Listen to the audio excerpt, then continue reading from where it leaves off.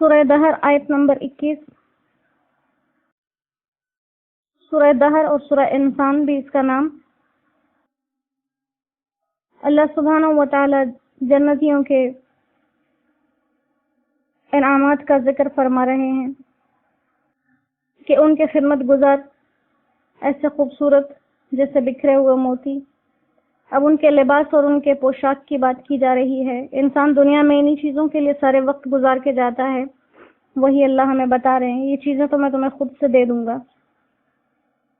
اعوذ باللہ من الشیطان الرجیم. بسم اللہ الرحمن الرحیم. علیہم ان کے اوپر ثیاب سندسن باریک ریشم کے لباس ہوں گے، خضر سبز رنگ کے. ان کے اوپر جو پوشاکیں ہوں گی وہ سبز رنگ کی باریک ریشمی کپڑے کی ہوں گی. وہ استبرق اور موٹے ریشم کے کپڑے، کبھی باریک ریشم کبھی موٹے ریشم. وہ حلو اساور اور ان کو پہنائے جائیں گے کنگن من فضہ چاندی کے. وسقاہم ربہم اور ان کو پلائے گا ان کا رب شرابا طہورا پاکیزہ شراب. اور ان کو ان کا رب پاکیزہ شراب پلائے جن سے طہور پاک کرنے والی، جن سے ان کے دل پاک ہو جائیں. ان ھذا کان لکم جزاء ان ھذا بے شک یہ کان لکم جزاء یہ تمہارا بدلہ ہے. وکان سعیکم اور تمہاری کوشش مشکورا قبول ہوئی. انا نحن بے شک ہم نے ہی نزلنا علیک القرآن قرآن کریم کو آپ پر نازل کیا تنزیلا آہستہ آہستہ اتار کر. فاصبر لحکم ربک سو آپ انتظار کریے اپنے رب کے حکم کا. ولا تطع منہم اور کہنا نہ مانیے ان میں سے آثمن کسی گنہگار کا او کفورا یا کسی ناشکرے کا. واذکر اسما اور یاد کیجئے نام ربک اپنے رب کا بکرتن صبح کے وقت واصیلا اور شام کے وقت. ومن اللیل اور رات کے وقت میں فسجد لہ اس کو سجدہ کیجئے. وسبحہ اور تسبیح بیان کیجئے اس کی لیلاً طویلا رات بڑی دیر تک. ان ہؤلاء بے شک یہ لوگ یحبون العجلہ پسند کرتے ہیں جلد بازی کو. ویذرون اور چھوڑ دیتے ہیں وراءہم اپنے پیچھے یوما ثقیلا ایک بہت بھاری دن کو. نحن خلقناہم حالانکہ ہم نے ان کو بنایا. وشددنا اسرہم اور ہم نے ہی ان کے جوڑوں کو مضبوط کیا. وَإِذَا شِئْنَا اور جب ہم چاہیں گے بدلنا امثالہم ہم تبدیل کر کے لے آئیں گے ان جیسے ہی تبدیلا لوگوں کو بدل کر.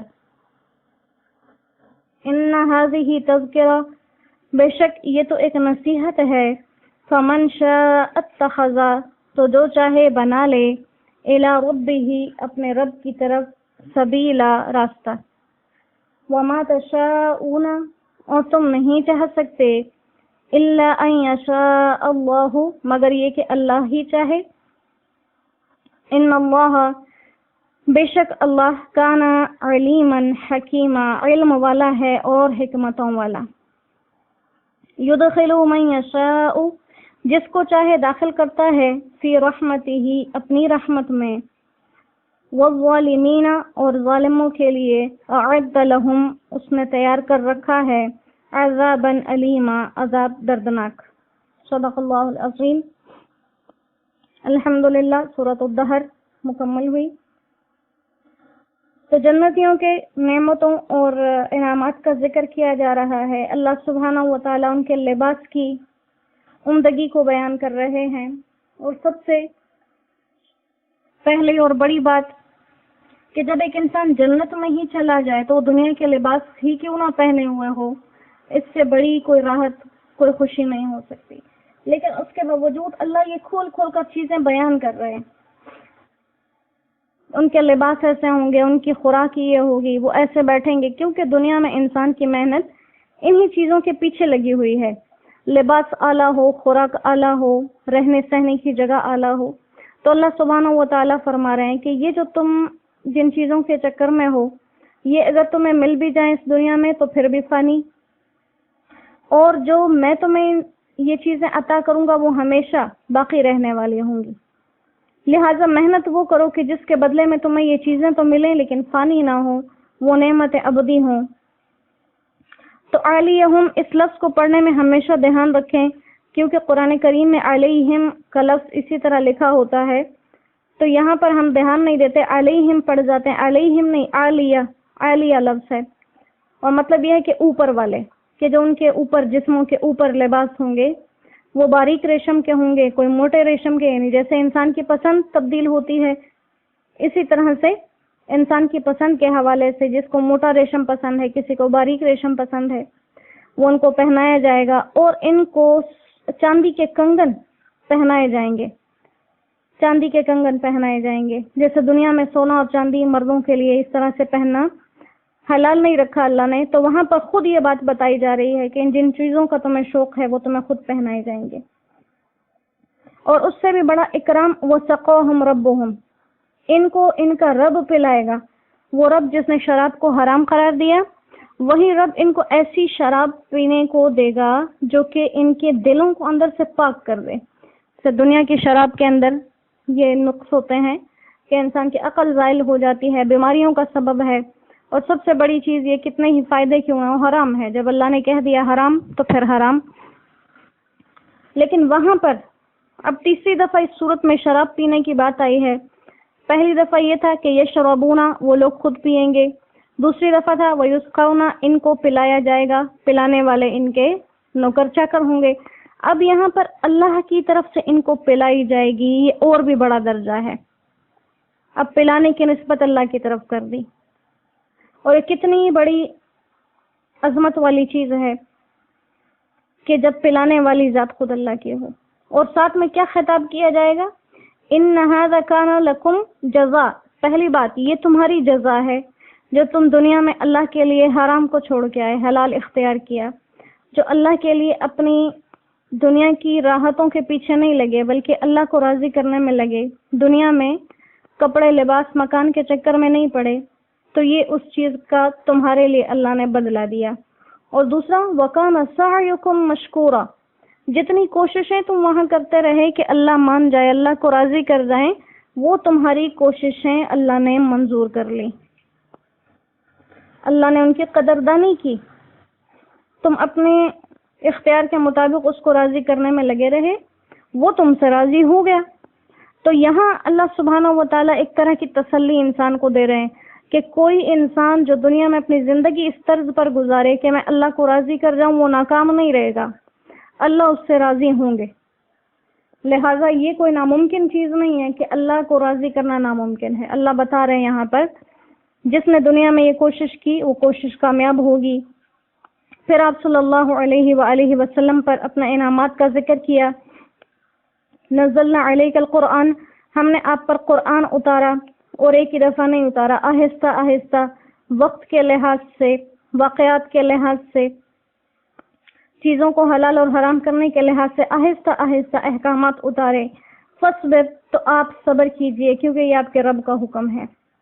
اگر یہ کافر آپ کو اذیتیں دیں، آپ کو قرآن کے حوالے سے تنگ کریں، آپ کی ذات کے حوالے سے تنگ کریں، دین کے حوالے سے تنگ کریں، فصبر، آپ صبر کیجئے، یہ آپ کے رب کی طرف سے حکم ہے، اور ان میں سے کسی گناہگار اور ناشکر انسان کا کہنا نہ مانے۔ پھر اس کے بعد آپ کو ذکر اذکار کی طرف توجہ دلائی گئی۔ آپ تو چونکہ ان کاموں میں پہلے سے ہی بہت بڑھ چڑھ کر حصہ لینے والے تھے، تو اصل میں امت کو تلقین کی جا رہی ہے کہ کوئی انسان کسی ایک چیز پر صبر کر کے نہ بیٹھے کہ چونکہ میں دین کی خدمت کر رہا ہوں لہٰذا نماز وغیرہ نہیں کروں گا تو فرق نہیں پڑے گا۔ ہر چیز کی اپنی الگ جگہ ہے۔ کوئی دین کا کتنا بھی بڑا کام کیوں نہ کر رہا ہو، جیسے مثال کے طور پہ کوئی آج کے دن میں خانہ کعبہ کے اندر ہی ڈیوٹی سنبھال کے بیٹھا ہوا ہے، وہ یہ نہیں کہہ سکتا کہ میں نماز نہ پڑھوں تو کوئی فرق نہیں پڑے گا، میں تو اللہ کے گھر میں ڈیوٹی کر رہا ہوں۔ نہیں، کہا وذکر اسم ربک بکرۃ و اصیلا، صبح و شام اپنے رب کا ذکر کرتے رہو. ومن اللیل فاسجد لہ، رات کے وقت بھی اٹھ کر نمازیں پڑھو. بعض علماء فرماتے ہیں یہاں پر دن اور رات کی جتنی نمازیں ہیں ان نمازوں کا ذکر ہے. بکرا میں صبح کے وقت والی نمازیں آ گئیں، اصیلا میں شام والی آ گئیں، اور من اللیل سے عشاء کی آ گئی. فاسجد لہ، رات کے وقت اس کے آگے سجدہ کرو. وسبح لیلا طویلا، اور یہ جو بڑی رات چل رہی ہے اس میں رب کی پاکی بیان کیا کرو. یہاں سے تہجد کی نماز مراد ہے. اور کہا کہ یہ جو لوگ دنیا کے اندر آپ کی بات نہیں مان رہے، دین کی بات نہیں مان رہے، وجہ کیا ہے کہ یحبون العاجلہ، ان کو عجلت پسند ہے. یہ چاہتے ہیں کہ جو ہو اچھا اور بدلہ اور برا بدلہ ان کو فوراً سے دے دیا جائے. تو کہا ایسا نہیں ہوتا، یہ دنیا اعمال کی جگہ ہے، بدلے کی جگہ نہیں ہے. اور یہ لوگ عجلت پسند ہیں، چاہتے ہیں جو چیز سامنے نظر آ رہی ہے وہ فوراً سے ہو جائے اور اپنے پیچھے ایک بہت بڑے بھاری دن کو بلا بیٹھے. اللہ فرماتے ہیں حالانکہ انہیں قیامت کے اندر غور و فکر کرنے کے لیے یہ بات کافی تھی کہ نحن خلقناہم، ہم نے ان کو پیدا کیا. جب ان کو ہم پیدا کر سکتے ہیں پہلی دفعہ تو کیا دوبارہ نہیں اٹھا سکتے؟ وشددنا اسرہم، ان کے جوڑوں کو ہم نے مضبوطی دی. اب یہ اس سے بھی بڑی بات، انسان اپنے جوڑوں کو دیکھ لے کتنے چھوٹے چھوٹے سے ہیں. یہ انگلیوں کے جوڑ دیکھ لے، یہ ہاتھوں کے جوڑ دیکھ لے چھوٹے چھوٹے، اور پھر جن ریشوں کے ذریعے یہ جڑے ہوئے ہیں آپس میں، باریک باریک رگیں ہیں. لیکن انسان کی 50 60 70 80 سال کی زندگی گزر جاتی ہے، یہ جوڑ اپنی جگہ سے ٹلتے نہیں، یہ ہلتے نہیں، یہ گھستے نہیں، یہ کام کرنا نہیں چھوڑتے. یہ باریک باریک رگیں جو سر سے پاؤں تک انسان کے اندر جال کی صورت بچھی ہوئی، یہ اسی طرح سے ہیں، ان کے نظام میں کوئی خرابی نہیں آتی. تو اگر انسان کو اللہ اتنے کمال سے بنا سکتے ہیں تو کیا دوبارہ نہیں اٹھا سکتے؟ اس بڑے دن سے کیوں غافل ہیں یہ لوگ؟ اور اللہ فرماتے ہیں وَإِذَا شِئْنَا، اگر میں چاہوں اسی دنیا کے اندر بدلنا امثالہم تبدیلا، ان جیسے دوسرے لے آؤں. جیسے کیا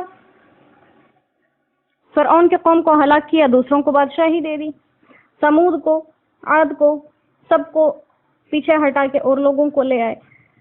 لیکن اللہ فرماتے ہیں ان ھذہ تذکرہ، یہ قرآن کریم نصیحت والی کتاب ہے، عذابوں والی کتاب نہیں ہے، یہ نصیحت کی کتاب ہے. فمن شاء اتخذ الی ربہ سبیلا، جو کامیابی چاہے تو اپنے رب کے پاس اپنا راستہ بنا لے، راستہ اپنا سیدھا کر لے. جو انسان سوال جواب میں پڑ گیا وہ راستہ اس کا خرابی میں پڑ گیا. اور کہا ان ھذہ تذکرہ، یہ قرآن نصیحت ہے، یہ محض اللہ نے نصیحت ہی بنائی ہے. اب کوئی انسان اس چیز سے دھوکے میں نہ پڑے کہ اگر یہ نصیحت ہی ہے تو بہت سے لوگ قرآن سن کر بھی راہ راست پر کیوں نہیں آتے. اس سے قرآن کے اندر خرابی ہونا لازم نہیں آتا. اگر کسی بورڈ پر ایک راستے کا نشان لگا ہے کہ اس طرف جانے سے راستہ سیدھا ہے اور انسان بورڈ پڑھ کے بھی دوسری طرف مڑ جائے تو کیا یہ اس بورڈ کی خرابی ہے؟ ایسے ہی اللہ سبحانہ و تعالیٰ نے قرآن کریم کے اندر سب واضح بیان کر دیا. اگر اس کے باوجود کوئی راستہ نہیں پکڑ پاتا تو مطلب یہ ہے کہ وہ خود راہ راست پر آنا نہیں چاہتا. اور کہا کہ ان چیزوں کی توفیق بھی ہر کسی کو نہیں ہوتی، ہر کوئی اس کو نصیحت کو سمجھ بھی نہیں سکتا. وما تشاءون الا ان یشاء اللہ، جب تک اللہ خود نہ چاہے. اللہ نے کس کو ہدایت دینی ہے کس کو نہیں دینی یہ صرف اس کے علم میں ہے، اور اس کے علم میں ہے. اور کیوں وہ کسی کو ہدایت دیتا ہے کیوں نہیں دیتا، حکیم وہ اس کی حکمتیں بھی خود جانتا ہے. اللہ نے کس کو ہدایت دینی ہے کس کو نہیں دینی یہ اس کا علم ہے. وہ کس کو ہدایت کیوں دے رہا ہے کسی کو کیوں نہیں دے رہا یہ اس کی حکمت ہے، اور وہ اپنی حکمتوں پر خوب خبردار ہے. اور کہا کہ یدخل من یشاء فی رحمتہ، جس کو چاہے اپنی رحمت میں داخل کر لے. اور یہ دین کی سمجھ آ جانا اس کی سب سے بڑی رحمت، اپنے فرمانبرداری کے کام لینا اس کی بڑی رحمت، اس کا اپنے بندے سے راضی ہو جانا یہ اس کی بہت بڑی رحمت ہے. ہم دیکھتے ہیں دنیا میں ہم کسی کے کام کرنے والے ہوں یا کوئی ہمارا کام کرنے والا، وہ کتنا بھی اچھا کام کرے یا ہم کسی کو کر کے دیں ہم راضی نہیں ہوتے. اور اللہ کی کتنی بڑی شان ہے، وہ ہم سے راضی ہو جاتا ہے. تو کہا وہ اپنی رحمت سے داخل کرتا ہے جس کو چاہے اپنی رحمتوں کے اندر، اور ظالموں کے لیے اس نے عذاب علیم تیار کر رکھا ہے۔ اور جس عذاب کو اللہ علیم کہہ دیں، دردناک کہہ دیں، تو اس کے دردناک ہونے کی کیا کوئی انتہا ہو سکتی ہے؟ اللہ سبحانہ و تعالی محض اپنے فضل اور کرم سے ہمیں اس سے حفاظت میں رکھیں، محفوظ رکھیں، ہماری حفاظتیں فرمائیں۔ اللہ ہمارے ایمان کو سلامتی عطا فرمائے، اور اللہ اس طور سے ہم سے راضی ہو جائے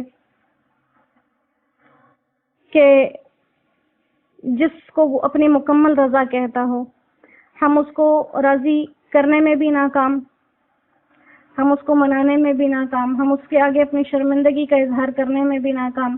ہم اپنی زندگی گزارتے جا رہے، دن گزر رہے، رات گزر رہے، اور رب ہم سے ناراض ہے، لیکن ہم اپنی زندگی اسی طرز پر گزارتے جا رہے ہیں۔ وہ اللہ کریم ہم سے خود کسی ایسے طریقے پر مان جائے جو ہمارے وہم و گمان میں بھی نہ ہو، اور ہمارے لیے دین کے اندر آسانیوں والے ہمارے ساتھ معاملے فرمائے، ہمیں دین کے اندر فتنوں سے اور آزمائشوں سے اپنے حفظ و امن میں رکھے۔ وآخر دعوانا ان الحمد للہ رب العالمین۔ السلام علیکم ورحمۃ اللہ وبرکاتہ۔